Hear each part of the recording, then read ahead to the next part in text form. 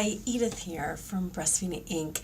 I get a lot of questions from parents asking about supplementation, whether they're using express breast milk, donor breast milk, or perhaps artificial baby milk to supplement baby. And they ask some questions that I thought might be helpful for you today.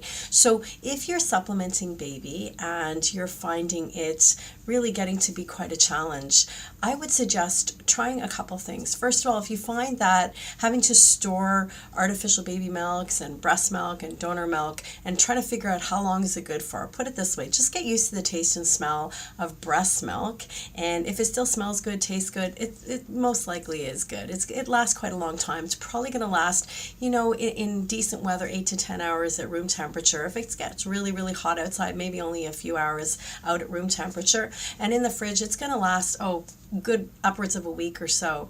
So the other thing is, if you're using artificial baby milk though, and you find the baby's had a little bit to drink, using it, whether you've been using from a cup, a lactation aid, or a bottle, then just put it right back in the fridge immediately when you're finished and use it up by the next feeding. And almost for sure it's going to be okay, as long as it hasn't sat around at room temperature in the heat for too long.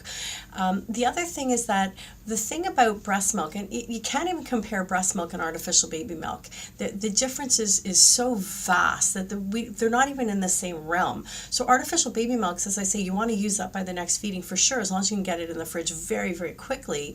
However, with breast milk, if baby's had some to drink from it but hasn't finished, let's say the cup or the lactation aid or even the bottle, then just put it in the fridge and it's still good. It's still good, or baby have the next feed or a few feeds later or so on. Don't be throwing it out. That stuff is liquid gold. It's liquid platinum. Don't throw it out. Just save it. Make sure you keep it.